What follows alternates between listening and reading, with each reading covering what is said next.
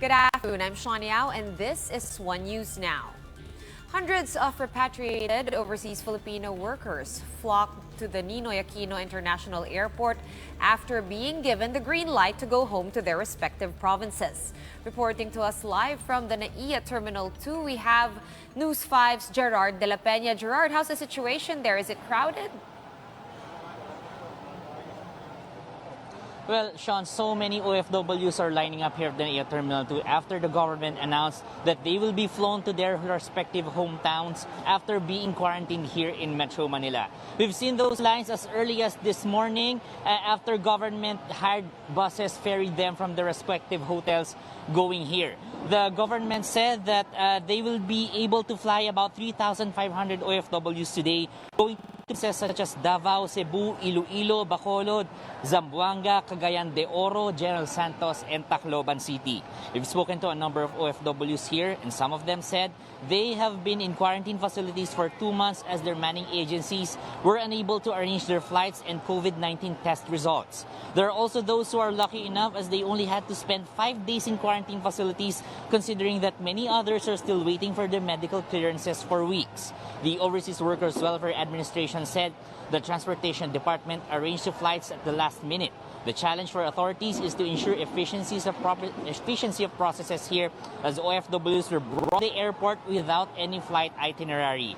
The OFWs were only asked to line up and have their clearances ready, and then they will be directed to their flights. Let's hear it from OWA Administrator Hans Kakda. Ang challenge is, well, as you said, the volume. Again, yung calibration ng pagdadala dito, yung food, yung flights, making sure na everybody goes on board. Merong isang grupo doon na bukas pa daw yung flight nila, mga taga Dumaguete. So we will help them. We will most likely billet them overnight in a hotel. Sean, we were able to secure some documents from the Civil Aviation Authority of the Philippines, and that indicated that the kind of aircrafts that's going to be used for today's flights are those that have capacities of around 300 to 350 passengers, but only about 150 passengers per plane will be accommodated to be able to comply to social distancing protocols. Well, Sean, we'll see how this pans out today, as I've seen a while ago that busloads of OFWs are still coming here to the airport as of this time. Sean.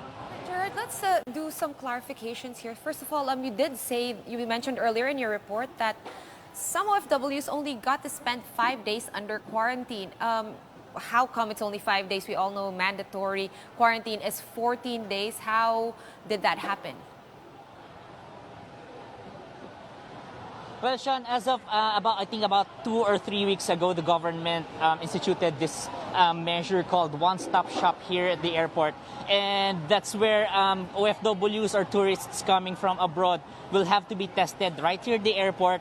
And then the protocol there is that if the OFW or the Filipino passenger turns out to be negative from COVID-19, they can go home after 2 or 4 days after. But if they turn out to be positive, then they will have to be treated and they have to be brought to some treatment centers. Sean. All right. As we know, of course, social distancing is still very much in effect.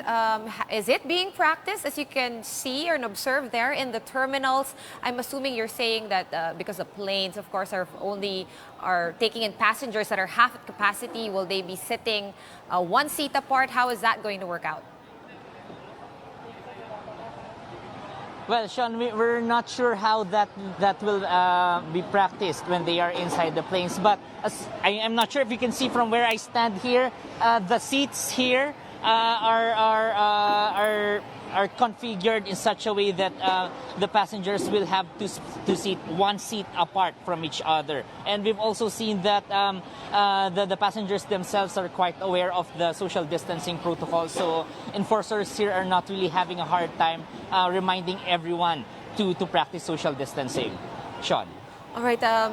You mentioned, of course, and as we can see from your videos, it seems like uniformed personnel are actually manning the paperwork and the processes in there. How is that going, since these are not your usual airport personnel? Who are they and how are they doing?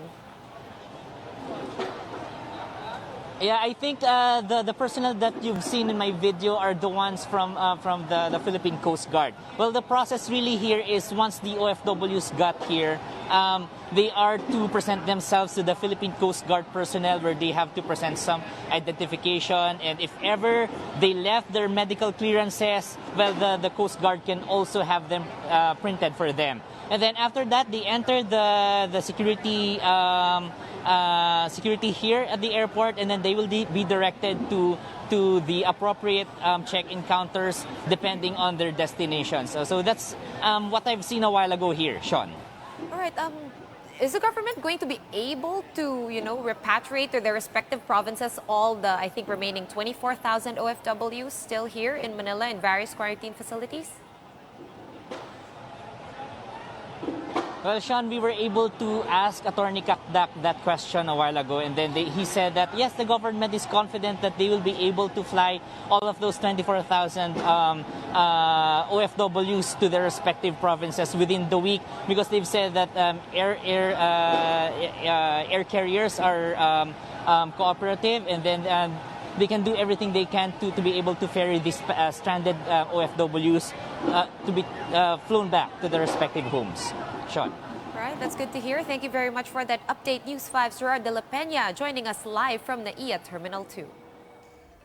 Meanwhile, here are other stories we're keeping our eyes on. The Bureau of Internal Revenue reiterates that there will be no more extension of deadlines for the tax filing and payments despite quarantine protocols.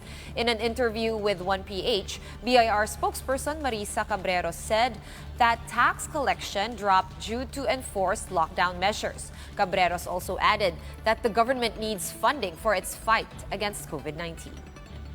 And the Philippine National Police reports that an average of 8 people a day have fallen victim to sexual assault under community quarantine. Data from the PNP show that 602 rape victims were reported across the country from March 17 until May 23rd. House Deputy Speaker El Rey Villafuerte, meanwhile, filed a bill seeking to develop, promote, and interlink government services and processes across all state agencies and corporations. Villafuerte says that the Philippines should get ahead of the curve in the new normal way in order to improve the ease of doing business. For more updates, follow News 5, The Philippine Star, and Business World online. I'm Sean Yao, and we are One News.